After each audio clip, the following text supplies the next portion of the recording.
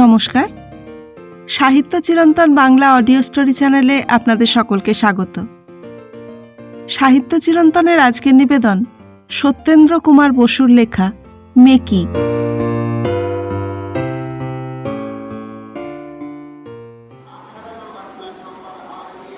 Kanchrapara local ছাড়ে ছাড়ে এমন সময় শীর্ণকায় একটা লোক প্রায় শ্বাসরুদ্ধ অবস্থায় আমাদের কামরার সামনে উপস্থিত। তার চোখ দুটি রক্তবর্ণ, ঘোর কৃষ্ণবর্ণ অঙ্গ ঘর্মসিক্ত। অতি দ্রুত ছুটে আসাতে তার নাসারন্ধ্র কম্পিত হচ্ছিল। কোনো মতে হাঁপাতে হাঁপাতে কাতর কণ্ঠে সে বলল, মশাই, এই একটু জায়গা, এই ক্ষমা ঘেন্না করে, গরিব ব্রাহ্মণ মশাই। গাড়ির মধ্যে ৫-৭ জন চিৎকার করে উঠল, মাইরি ওরে আমার গোপাল রে। ৩রা ঘন্টা পড়ে গেল, গাড়ির হুইসেল বাজল, নিশান দুলল। তখন লোকটার চোখে মুখে যে আতঙ্ক জড়িত কাতর ব্যাকুল ভাব ফুটে উঠল, শকুন্তলাহারা রাজা দুষ্যন্তের শকুন্তলার স্মৃতি উদিত হবার সময়ও তা দেখা গিয়েছিল কিনা সন্দেহ। দরজাটা তাড়াতাড়ি খুলে দিয়ে চলন্ত গাড়িতে তাকে তুলে নিলাম। গাড়ি প্ল্যাটফর্ম প্রান্তে এসে পৌঁছল ও মুহূর্ত পরে স্টেশন ছেড়ে গেল। দাঁড়িয়েই যাবো মশাই, এই একটুকু ঠাঁই হলেই হবে এখন। খুব পেয়ে গেছি মশাই। হাঁপাতে হাঁপাতে লোকটা কথা কটা বলে আধময়লা উত্তরীয় দিয়ে হাওয়া খেতে লাগল।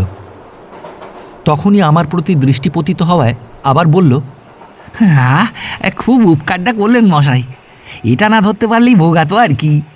তা মশাই নিবাস ব্রাহ্মণ? আমি বললাম, না, কায়স্থ। আপনি ব্রাহ্মণ? প্রণাম। লোকটা হাত তুলে আশীর্বাদ করল। লোকটা আধা বয়সী না হলেও দেহের অবস্থা ও বেশভূষার ধরন ধারণ দেখে তাকে তরুণ বলে মনে করতে দ্বিধা বোধ হয়। অথচ তার মুখে তারুণ্যের কোমলতার ছাপ ঈষৎ প্রচ্ছন্নভাবে লুকিয়েছিল, এ কথা অস্বীকার করা যায় না। আধময়লা কাপড়, ধূলিধূসরিত ছিন্ন পাদুকা, তদনুরূপ উত্তরীয়, গলদেশে জীর্ণ দীর্ণ তেলচিটে ময়লা যজ্ঞোপবীত। দেখলেই মনে হয় যে ব্রাহ্মণ এইমাত্র চাটের দোকানে কাঁকড়ার দাঁড়ার কড়া চাপিয়ে আসছে। তার হাতে চামচিরকুট কালো ক্যাম্বিসের ব্যাগ এবং বর্ণহীন খেরোয়ে মোড়া একতাড়া কাগজ, বোধহয় প্রাচীন পুঁথি। সে আমার সামনে দরজা ঠেসে দাঁড়িয়েছিল। তার অঙ্গের অথবা অঙ্গাবরণের সুবাসে পাশের লোকের প্রাণ অতিষ্ঠ হয়ে উঠেছিল। বিশেষত মুখগহ্বর থেকে যে উৎকট তীব্র গন্ধ নির্গত হচ্ছিল, তার তুলনা কোথায় খুঁজে পাব? সে যে কিসের গন্ধ তা তার ঘূর্ণায়মান রক্তবর্ণ চোখ দেখে অনুমান করে নেওয়া কষ্টসাধ্য ছিল না। জানলার দিক থেকে বক্র দৃষ্টি নিক্ষেপ করে বললাম, ঠাকুর, যাওয়া হচ্ছে কোথা? বাড়ি এই দিকেই নাকি? সে বলল, না, বর্ধমান যাচ্ছি, শিষ্যি বাড়ি। একটি বাবু হেসে বললেন, তোমারও শিষ্যি আছে নাকি ঠাকুর? অদম্য আর কি।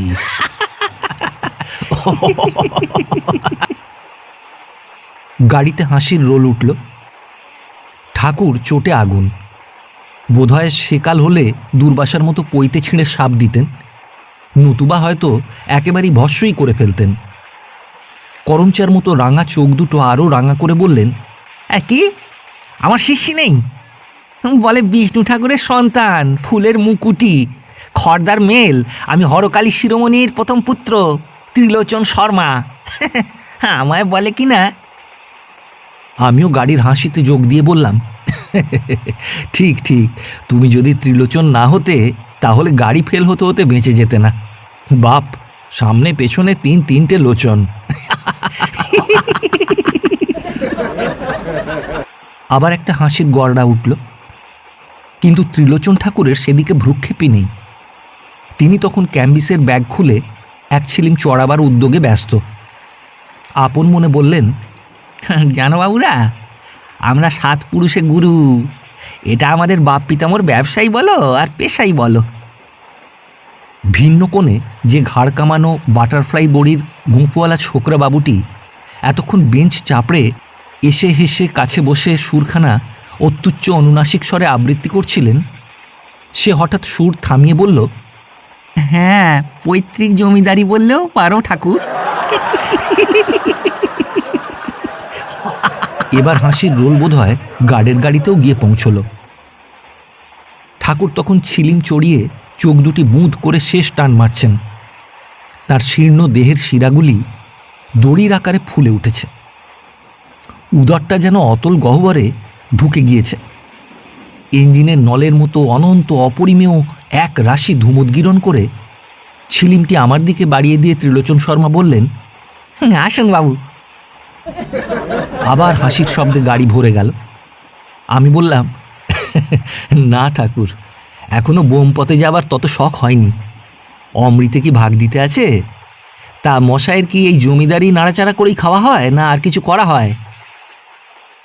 চোখ দুটি কোনো মতে জোর করে খুলে ঠাকুর বিস্মিতভাবে বললেন, জমিদারি? 14 পুরুষে ওসব ধার ধারিনি বাবা। আমাদের জমিদারি যজমান। জমিদারি বাবুরা কি যে বলেন। একটি যাত্রী বললেন, তা নিতান্ত মিথ্যে বলেনি ছোকরা। এমন ঝক্কি ঝামেলা না পুইয়ে খাজনা আদায় আমাদের ইংরেজ রাজা করতে পারেন? খাতা নেই, পত্তর নেই, দলিল নেই, দস্তাবেজ নেই, আইন নেই, আদালত নেই। দয়া করে একবারে পায়ের ধুলো দিয়ে যজমানকে কৃতার্থ করলেই হলো, ব্যাস। একজন বলল, কীরকম? পূর্বোক্ত যাত্রী বললেন, আরে এর আর হেঁয়ালিটা কি? মানুষ জন্মাবার আগে থেকেই এরা খাজনা আদায় করেন, আবার মরেও এদের কাছে নিস্তার নেই। মানুষ মরে ভূত হয়েও বছর বছর খাজনা দিতে হয়। আমি বললাম, তার মানে? মানে মানে এই যে গর্ভাধান, পুংসবন, চূড়াকরণ, বিবাহ, মৃত্যু, শ্রাদ্ধ, আর্দ্যশ্রাদ্ধ, সপিণ্ডকরণ সব চাই, উপরন্তু বছর বছর বছর কি মরে ভূত হয়েও খাজনা না দিয়ে পালাবার জো নেই বাবা এদের কাছে।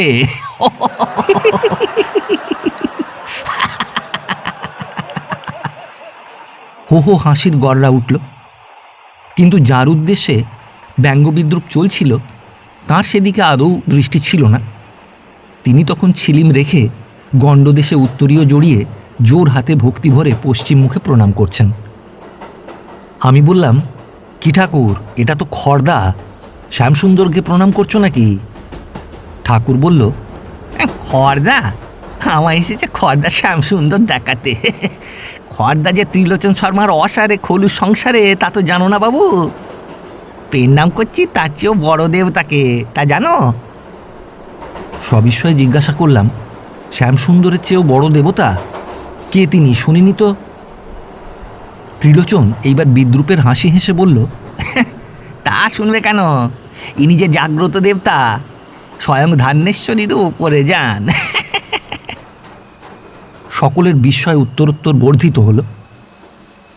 গাড়ি প্ল্যাটফর্মে প্রবেশ করল। ত্রিলোচন মালপত্র নিয়ে অবতরণকালে বলল, জানো না বাবুরা এখানকার তাড়ি? আহা মশাই, বললে না পেত্তয় যাবেন, একেবারে রাবড়ি মালাই। ত্রিলোচন প্ল্যাটফর্মে নেমে আর একবার জোর হাতে প্রণাম করল। গাড়ি শুদ্ধ লোক হেসে আকুল। ত্রিলোচন পুনরায় বলল, একেবারে বাস্তু দেবতা।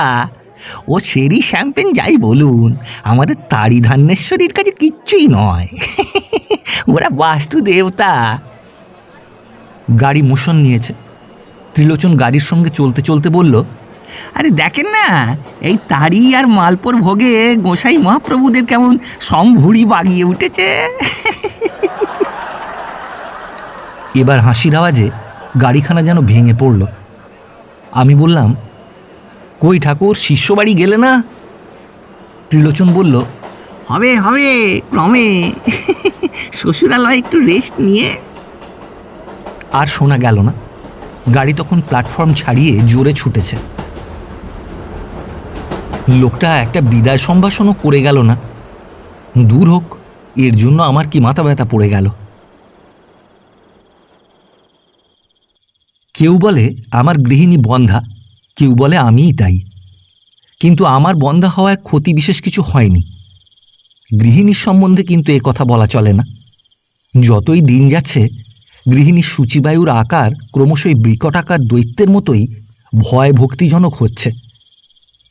তার ধর্মকর্ম পূজা আর্চার ধরা বাঁধা টাইম সংসার কর্তব্যকেও ক্রমশ ছাপিয়ে যাচ্ছে। বাড়ি পৌঁছে অন্য দিনের মতো হাতের কাছে সব জিনিসের জোগাড় পেলাম না। ডেকেও তাকে পাবার জো নেই। বিন্দির মার কাছে শুনলাম তিনি পাড়ায় ভাগবত শুনতে গেছেন। পিত্ত জ্বলে উঠল। আজ শনিবার, জানেন আমি বাড়ি আসবই। ধূত তোর, বাড়ি নিয়ে কিছু করেছে? এই ধম্মকম্মগুলো কবে উচ্ছন্নে যাবে? হাত মুখ ধুতে ধুতে গাড়ির কথাটা বারবার মনে মনে আলোচনা করতে লাগলাম। ত্রিলোচন বললে সে অনেক লোকের গুরু।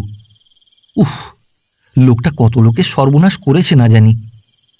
পাউরুটি বিস্কুটওয়ালা বা কাঁকড়ার দাঁড়া চচ্চড়িওয়ালা বামুনের সঙ্গে এই গাঁজাখোর নিরক্ষর বামুনটার প্রভেদ কি? এরাই ব্যাস বশিষ্ঠের সন্তান বলে পরিচয় দেয়। এরাই লোকের কানে বীজ মন্ত্র দেয়। ব্যাস বশিষ্ঠ, ধুত্তর! সে ত্যাগ, সে শিক্ষা, সে বিদ্যা, সে পরহিত চিন্তা কোথায় আজ? ও মা, তুমি এসে পড়েছ? আমি হঠাৎ সম্ভাষণে চমকে উঠে পেছনে চেয়ে দেখলাম গৃহিণী হন্তদন্ত হয়ে ছুটে দালানে প্রবেশ করেছেন। বললাম, বাহ, বেশ, যা হোক। গৃহিণী সামান্য একটুও অপ্রতিভ হবার ভাব না দেখিয়ে বললেন, সব গুছিয়ে রেখে গিয়েছিলুম 4টের সময়। ভাবলুম সন্ধ্যের পর আসে তো, তা খপ করে না হয় বিমলাদিদের ওখান থেকে কথাটা শুনেই আসি। ও আমার পোড়া কপাল, কথা শেষ করতে না করতেই কথক ঠাকুরের এলো ঘাড় মুখ ভেঙে জ্বর। আমি অনুচ্চ স্বরে কথক ঠাকুরের এখন মাস 2-3 108 ডিগ্রি জ্বর কামনা করে বললাম, তা বেশ হয়েছে, নাও এখন ধরো দেখি এইটে। পথে হঠাৎ উদ্যত ফনা কালসর্প দেখলে পথিক যেমন চমকে ওঠে, গৃহিণী তেমনি চমকে উঠে চিবুকে আঙুল স্পর্শ করে বিস্ময় ও ঘৃণা মিশ্রিত স্বরে বললেন, ও মা, কি ঘেন্নার কথা গো! কোথাকার কত আঘাটা কুঘাটা মারিয়ে এলো পথ বয়ে, বলে কিনা ওই পুঁটুলি ছুঁতে। নাও, পুঁটুলিটা জলে ধুয়ে নাও, তারপর আমি একবার গঙ্গা জলে ছিটে দিয়ে নেবক্ষণ। বিচার নেই, আচার নেই। আমি রহস্য করবার অভিপ্রায় বললাম, আর মশাই কোথা থেকে এসে ঘরে ঢুকছেন বলুন তো? ওতে বুঝি আঘাটা কুঘাটা হয় না? গৃহিণী যে বিলক্ষণ অপ্রতিভ হয়েছেন তা বুঝতে পারলাম, কিন্তু নারীর প্রত্যুৎপন্নমতিত্ব অদ্ভুত। গৃহিণী তৎক্ষণাৎ কথাটা পাল্টে নিয়ে বললেন, হ্যাঁ গা, বটুদের নাকি চাকরি নিয়ে গোলমাল হচ্ছে। ও মা, কি কাল স্বদেশী এলো যে! আমার আপাদমস্তক জ্বলে উঠল। এই সমস্ত নিরক্ষরা অশিক্ষিতা গ্রাম্য নারীদের নিয়ে যাদের অহরহ সংসার করতে হয়, তারা স্বরাজ পাবার স্পর্ধা করে কি রূপে? তবে একটা কথা, সবাই এমন নয়। এই পাশের গ্রামেই নারী কর্মীদের কি উৎসাহ, কি আগ্রহ, কি সত্যপ্রাণতা, কি দেশপ্রেমিকতা, দেখলে চোখ জুড়িয়ে যায়। বলি, হ্যাঁ গা, আনমনা হয়ে কি ভাবছো? নাও না খপ করে জামা কাপড় ছেড়ে। হ্যাঁ দেখো, পুঁটুলিটা একবার চুবিয়ে নাও তো জলে। আচ্ছা, না না থাক, সেই তো আবার ঘাটে নামতেই হবে একবার। আমি নিয়ে যাবক্ষণ ঘাটে। আমি বললাম, এত রাতে আবার ঘাটে কি দরকার হলো তোমার? প্রচ্ছন্ন পরিহাসের ইঙ্গিত গৃহিণী বুঝলেন কিনা জানি না, কিন্তু তিনি জবাব দিতেও ছাড়লেন না। ঢের দরকার আছে ঘাটে। বলে গৃহিণী নথ নাড়া দিয়ে চলে গেলেন। বুঝলাম, বাইরে থেকে রাস্তাঘাট মারানো কাপড়, সে কাপড়ে পুকুরে ডুব না দিলে তো গৃহিণী শুদ্ধ হবেন না। আমি কিছুক্ষণ নীরবে তাঁর চলন্ত মূর্তির দিকে চেয়ে রইলাম।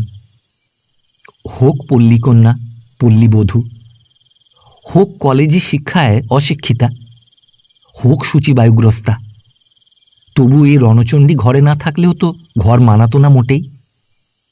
ঝগড়াই করি, বকাবকিই করি, তবু তবু বাঙালি গরিবের ঘরের এ রতনের কি তুলনা আছে? পরদিন রবিবার বেলায় ভোজন পর্ব সমাধা হল। গৃহিণীর হাতের 5 রকম অন্নব্যঞ্জন, সে অমৃতের সঙ্গে যখন চাঁপাতলার বাসার উৎকলীয় ব্রাহ্মণের পাঁচন সিদ্ধের তুলনার কথা মনে পড়ল, তখন আপন মনেই খানিক হেসে ফেললাম। রবিবারে বেলায় ভোজনের আরও কারণ ছিল।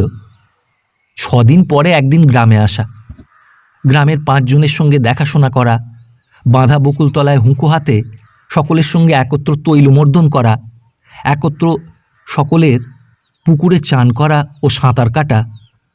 শনিবারের শহুরে কেরানিবাবুদের এ সকল তো লাক্সারি। রাত্রিতে পাড়ার ছোকরাদের অ্যামেচার পার্টিতে গিয়ে বেহালায় ছড়ি ঘষাটা কেরানিবাবুর নৈমিত্তিক। দরিদ্র কেরানি জীবনের সারা সপ্তাহ সাহেবের খিচুনি খাওয়ার পর মাত্র এই 2টি রাত আর 1টি দিন। এ সুখ যে হেলায় হারায়, তাদের জন্য বিধাতা কোন নরক নির্দিষ্ট করে রেখেছেন। বাঙালি জীবনে যত দুঃখ বিপদই সহ্য করুক, কিন্তু বিধাতার আশীর্বাদে গৃহের এই সুখ ও শান্তি যেন চিরদিন তার আরও থাকে।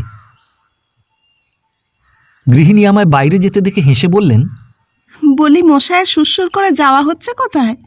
গোপাল মুখুজ্জের তাসের আড্ডায় বুঝি? বাবা বাবা, একটা দিন ছুটি, তা একটু যদি বিশ্রাম থাকে। একটু গড়িয়েই নাও না, আগে যাবেই তো খেলতে। আমি বললাম, আরে আমার কি অসাধ, ঘরে তোফা আরামে একটু নিদ্রা দিই। এ সুখ তো কলকাতায় হবার জো নেই, কিন্তু ওরা যে আমায় স্ত্রৈণ বলবে সবাই। গৃহিণী আমার সশব্দ হাসিতে যোগদান করলেন, বললেন, বলে বলুককে, এসো একটু শোবে, এসো লক্ষ্মীটি। এই নাও পান খাও দেখি। অগত্যা একটু গড়িয়ে নিতেই হলো। গৃহিণীকে আহার করতে বললাম। তিনি তার জবাব না দিয়ে আমার গায়ে হাত বুলোতে বুলোতে বললেন, দেখো আমার ঠাকুর মশাইয়ের কাল হয়েছে, শুনেছ তো? ও মা, শুনবেই বা কি করে? তুমি রইলে কলকাতায়। বুধবার চিঠি পেয়েছি, এই দেখো না চিঠিখানা। লিখছেন ঠাকুরের পুত্তুর, তিনি যাত্রা করেছেন বাড়ি থেকে, আজকালের মধ্যেই এসে পৌঁছবেন এখানে। ঠাকুর ও ঠাকুর পুত্তুরের নামোচ্চারণকালে গৃহিণী কপালে জোড়হাত স্পর্শ করলেন, এই কথা বলা বাহুল্য। আমার অঙ্গ জল হয়ে গেল। গরিবের ঘরে ঠাকুর নামক জীবের আবির্ভাব ও অধিষ্ঠান, বিশেষত আমার মতো অবিশ্বাসী ম্লেচ্ছের ঘরে। সে কথা যাক, আমার মুখের ভীতত্রস্ত ভাব দেখেই গৃহিণী বোধহয় অনুমান করে নিয়েছিলেন আমি মনে মনে কি ভাবছি। তিনি ঝংকার দিয়ে বললেন, ও পাঠ তো তোমাদের ঘরে কখনো হলো না। কি করি, কাজেই বাবার ঠাকুরমশাইয়ের কাছে মন্তর নিতে হয়েছে। আহা, সাক্ষাৎ দেবতা ছিলেন। এমন নির্দোষ বামুন বাবার কাছেই শুনেছি, অগাধ পণ্ডিত, কিন্তু কি চমৎকার মাটির মানুষ। গৃহিণী উদ্দেশ্যে তাকে আবার একবার প্রণাম করলেন।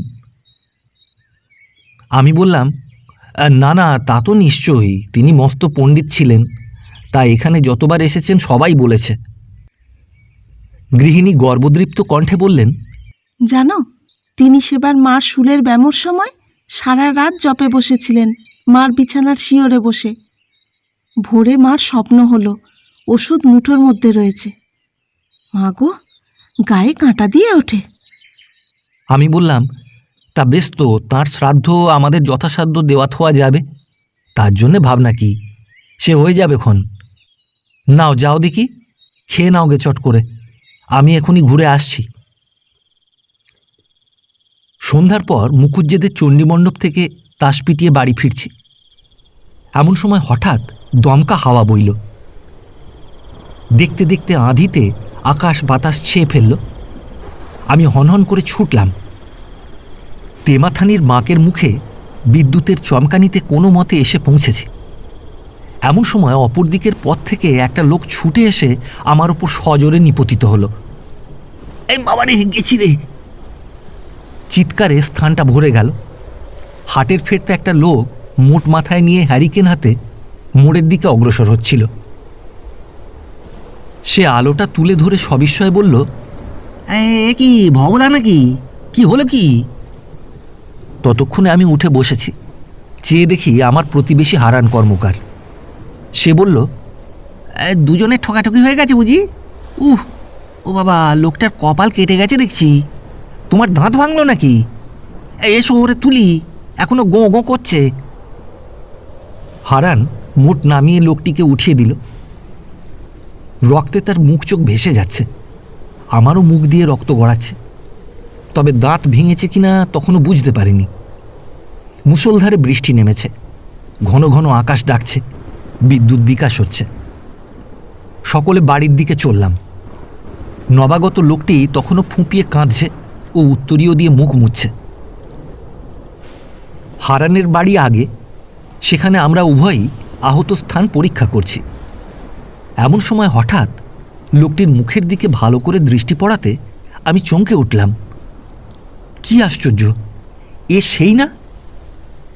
আমি ভনিতা না করেই বললাম, কি ঠাকুর, তুমি এখানে? সে যে গাড়ির ওই ত্রিলোচন ঠাকুর তা বোধহয় কাউকে বলে দিতে হবে না। কি অভাবনীয় যোগাযোগ! ত্রিলোচন আমার দিকে ক্ষণেক ফ্যালফ্যাল করে তাকিয়ে বলল, মশাইকে তো চিনতে পারলুম না। কীরকম? কাল শিয়ালদায় গাড়ির এক কামরায় চেপে এসেছি। যাক, এদিকে কোথায় এই দুর্যোগে? হ্যাঁ, দুর্যোগ কি আর সঙ্গে এনেছিলুম? আপনিই তো দুর্যোগ ঘটালেন। উপরন্তু কপালটা একেবারে দোঁফাক করে দিয়েছ বাবু। বামুনের রক্তপাত। তুমি কোন কসুর করেছো ঠাকুর? দাঁতের পাটি দুটো তো এখনই ঢকঢক করে নড়ছে। আরে আপনারা বড় লোক, দাঁত গেলে দাঁত গজাবে, আর আমরা কাল বাদে পরশু বাপের শ্রাদ্ধ, রক্তপাত করলেন আপনি। আমি বিস্মিত হয়ে বললাম, বাপের শ্রাদ্ধ? কিন্তু কাল গাড়িতে মশায়ের পায়ে চটি দেখলুম বলে মনে হচ্ছে। ব্রাহ্মণের মুখ শুকালো। হারান তখন ভেতরে কাপড় ছাড়তে ও হাটের কেনামাল বুঝিয়ে দিতে গেছে। ব্রাহ্মণ সভয়ে এদিক ওদিক চেয়ে বলল, এই কালবৈশাখী উঠলো আর নামলো। চলুন, দেবতা ঘরে গিয়েছে, এইবার যে যার জায়গায় যাই। আমরা বের হয়ে পড়লাম। যাত্রাকালে উচ্চৈস্বরে হারানকে দরজা বন্ধ করতে বলে গেলাম। পথে পড়েই দেখলাম দিব্য জ্যোৎস্না উঠেছে, আকাশে চাঁদ হাসছে। যেন ক্ষণপূর্বের সেই ঘনঘটা কোনো কালে হয়নি। ব্রাহ্মণ প্রথমে কথা বলল, বাবু, পথ চলতে হলে কি আর এসব মানলে চলে? ওসব আপদ্ধম্ম, বুঝলে বাবু। বামুন পণ্ডিতের ছেলে, পুজো আছে, বারবর তো 12 মাস লেগেই আছে। ওসব মানতে গেলে আর সংসারে থাকতে হয় না, জঙ্গলে যেতে হয়। আমি অনুযোগের সুরে বললাম, তা বলে বাপ মরেছে পায়ে জুতো? 12 মাস পুজো আছে, আর বারবর্তর জন্যে যদি আগের দিন সবসময় আলু চাল কাঁচা কলার হবিষি ঠেলতে হতো, তাহলে আর বাড়ি বাড়ি নিত্য পুজো করতে হতো না। আমি সবিস্ময়ে বললাম, তবে কি করো ঠাকুর? পোলাও কালিয়ে খাও নাকি? না, তা না, তবে দিব্যি ভাত মাছের ঝোল খেয়ে, বুঝলে কি না বাবু, পরের দিন তিলক চন্দন কেটে যাই। যাকে বাবুর আসে টাসে, বৃষ্টিতে গাটা কালিয়ে গেল। চড়াই যাচ্ছিলি, কি বলো? এসব বসো না এই সাঁকোটার ওপর। আমি আর্দ্র বস্ত্রে অতিষ্ঠ হয়ে উঠেছিলাম। তথাপি এই গাঁজাখোর বামুনটাকে বিদেশে বিভুঁইয়ে একলা ফেলে চলে যেতে মন সরছিল না। আমি বললাম, চড়াও তুমি, কোথায় এসেছো বললে না তো? ঠাকুর তখন হাতের তেলোয় মাল ডলছিল, সেই দিকেই তার দৃষ্টি নিবদ্ধ ছিল। সেই অবস্থায় থেকেই সে বলল, ওই শিষ্যার বাড়ি। গাড়িতে ওই ভাবের কি একটা কথা বলেছিলে বটে, তা কোথায়? এই গায়ে না ভিন গায়ে? আরে এইটি তো, আমার তো এই গাঁয়ের কথাই বলে দিয়েছিল। বটে, তা কার বাড়ি? ভবতারণ মৃত্যুরস্য তস্য পত্নী জীবনতারা দাস্যা গুরু অহং। আমি লাফিয়ে উঠলাম, এই জীবনতারার গুরুপুত্র, গুরু ঠাকুর? এমন বাপের এমন সন্তান! সমস্ত অন্তরটা রিড়ি করে উঠল।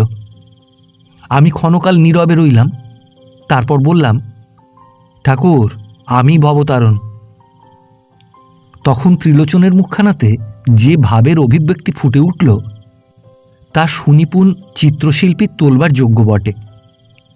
ব্রাহ্মণ প্রায় কাঁদো কাঁদোভাবে আমার পায়ে ধরতে উদ্যত হল। আমি বললাম, ছি ছি, করো কি ঠাকুর? তুমি না বামুন? চলো, কিছু বলবো না বাড়িতে। বেচারার তখন যেন ধরে প্রাণ এলো।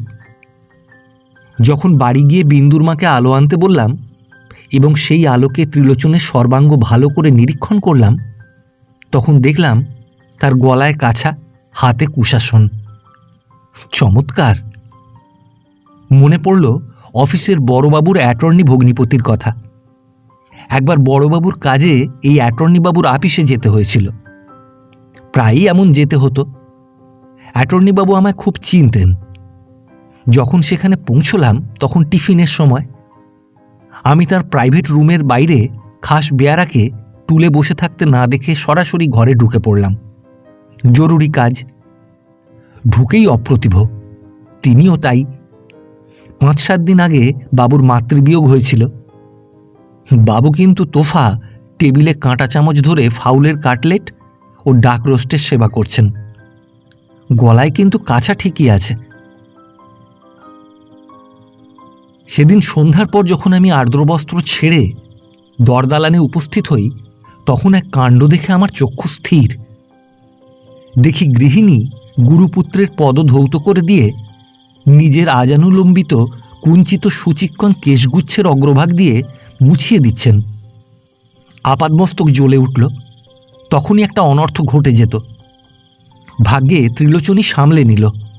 সে আমায় আসতে দেখেই তাড়াতাড়ি পা দুটি সরিয়ে নিয়ে ভীতচকিত স্বরে বলল, হ্যাঁ, আরে করো কি মা, করো কি মা, ও আমি সেরে নিচ্ছি মা লক্ষ্মী। তারপর আমার দিকে সরে এসে কাতর মিনতিপূর্ণ দৃষ্টিপাত করে বলল, বাবু বুঝি? তা বড্ড ভিজেছেন জলে, একটু চাটা করে। আমি তার অদ্ভুত প্রত্যুৎপন্নমতিত্ব দেখে বিস্মিত হলাম। ভাবলাম এই জগতে মানুষ চেনার মতো শক্ত কাজ আর কিছু নেই। যথাসাধ্য গুরু ঠাকুরের শ্রাদ্ধে সাহায্য করলাম। তিনি পুণ্যাত্মা পণ্ডিত লোক। তাঁর আত্মার সদ্গতির কল্যাণে যা কিছু দেওয়া যায় অপব্যয় হবে না, এ বিশ্বাস আমার ছিল। তার উপর গৃহিণীর অনুরোধ। সংসারে দেবা আর দেবী, ছেলে নেই পুলে নেই, এ অনুরোধ না রাখবার কারণ কিছুই ছিল না। এরপর কয়েক মাস অতীত হয়েছে। এর মধ্যে গুরু ঠাকুরের বিশেষ কোনো সাড়া শব্দ পাইনি। শনিবার বাড়ি যাব, হঠাৎ শুক্রবার বাড়ির চিঠি এসে হাজির। গৃহিণী লিখেছেন, কলকাতার কেমিক্যাল সোনার গয়না পাওয়া যায় 1 সেট এনো, অতি অবিশ্বাসী। আমার মাথা খাও। সোমবার বিরজা দিদির মেয়ের বিয়ে, যেতেই হবে সেখানে নেমন্তন্ন রাখতে। অর্থ হৃদয়ঙ্গম করতে পারলাম না। সারা রাত্রি কথাটা মনে মনে তোলাপাড়া করলাম। ব্যাপার কি? গরিবের ঘরে চলনসই 8 পৌরে গহনার অভাব তো গৃহিণীর নেই, বরং তারও ওপরে তার মাতামহীর প্রদত্ত 2-4খানা দামি অলঙ্কারও রয়েছে। তবে কিছুই ভেবে স্থির করতে পারলাম না। বাড়ি পৌঁছে যখন সকল রহস্য ভেদ করতে সমর্থ হলাম, তখন ভাবলাম, কে বলে হিন্দু ধর্ম কলিকালে ত্রিপদ হারিয়ে 1 পদে দাঁড়িয়েছে? এ যে দেখছি বরং 4 পদের স্থলে আরও 1 পদ বৃদ্ধিই হয়েছে। কি তোফা মাথা খেলানো! ফরাসি দেশের আপান্ডি অথবা মার্কিন মুল্লুকের ক্রুক কোথায় লাগে এই দেশের ধড়িবাজ জুয়াচোরের কাছে? ব্যাপারটা এই, মাঝে গৃহিণীর গুরুপুত্র বা গুরু সেই ত্রিলোচন সস্ত্রীক গঙ্গা স্নানের উদ্দেশ্যে এই গরিবের আস্তানায় পদধূলি দিয়েছিলেন। 2 দিন উভয়ে চর্বচস্য লেহ্য পেয় ভোগ করে গৃহপ্রত্যাগমনের পূর্বে গুরুপুত্র বধূ ঠাকুরানী আমার পত্নীর অলঙ্কারগুলির অশেষ প্রশংসা করে 1-1খানি করে খুলে নিয়ে নিজের বড় অঙ্গে ধারণ করে আমার পরম ভাগবত পত্নীকে কৃতার্থ করেছিলেন। গৃহিণী সমস্ত দিন মুখ ফুটে বলি বলি করেও শেষ মুহূর্ত পর্যন্ত অলঙ্কারগুলি প্রত্যর্পণ করতে বলতে পারেননি। কিন্তু গুরুদম্পতি গোযানে আরোহণ করবার অব্যবহিত পূর্বে বিন্দুর মা আর থাকতে পারেনি। সে বলেছিল, ঠাকুরুন গয়নাগুলো? ঠাকুরুনের হয়ে ঠাকুর জবাব দিয়েছিলেন, বলো কি মা, সাক্ষাৎ দেবতার গায়ে যা চড়েছে তা কি আর কাউকে পড়তে আছে? তখনই যে সাপ হয়ে কামড়াবে ওরা। ব্যাস ওই পর্যন্ত। বিন্দুর মা একটা হইচই করতে গেলে গৃহিণী বাধা দিয়ে বলেছিলেন, ছি বিন্দির মা, তুচ্ছ ইহকালের জন্যে কি পরকালের খোয়ার করব? তা তো বটেই। তবে দুঃখ এই, ইহকালের জন্য যাকে সপ্তাহের ৬টা দিন মেষের ছারপোকার কামড়ে রাত জেগে উৎকলীয় ব্রাহ্মণের পাচনসিদ্ধ গলাধ্যকরণ করে আর সাহেবের ও বড়বাবুর খিঁচুনি বেমালুম হজম করে প্রফুল্ল চিত্তে প্রবাসবাস করতে হয়, তাকে পরকালে তুলে নেবার পূর্বে গৃহিণী একবার পরামর্শ করাটাও প্রয়োজন মনে করলেন না। এই মেকির যুগে গরিব কেরানির জীবন যে আসতে যেতে শাঁকের করাতে কাটা পড়ে, কজন তার খবর রাখেন?